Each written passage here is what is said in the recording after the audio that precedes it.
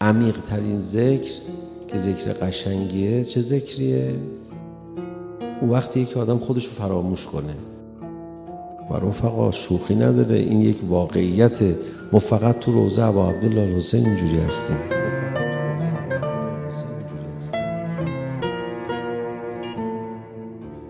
اون وقتی که غرق روضه ایم، یه دفعی از خود بی خود میشیم.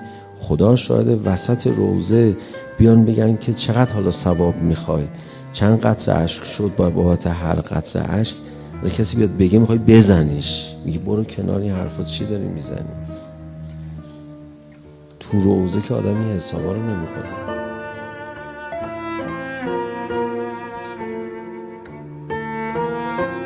میگه میشه کسی فناء فی الله در ذکر پیدا کنه، غرق خدا بشه، خودشو فراموش کنه؟ در کل عالم خلقت چند نفر اینجوری میشن؟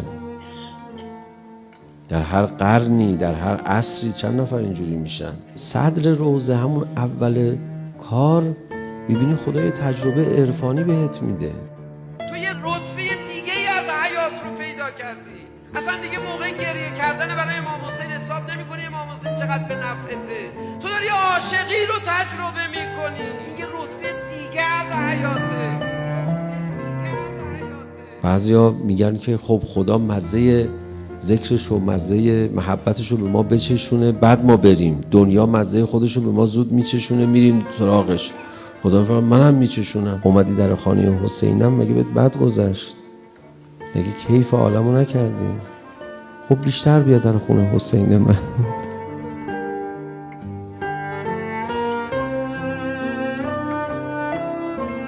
یه بار شد بیای روضه، یکی رو بذارم دم در بگم امروز گفتن گناهکار راه ندیم.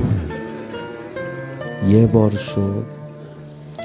بار شد اشک و گریه‌مو بهت ندم، گریه حسینمو که لذت نبری، بگم نه تو آلوده ای.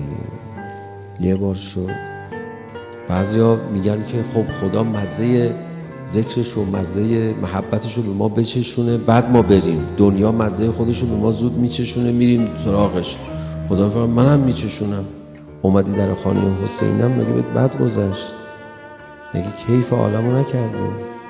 خب بیشتر بیا در خونه حسین من.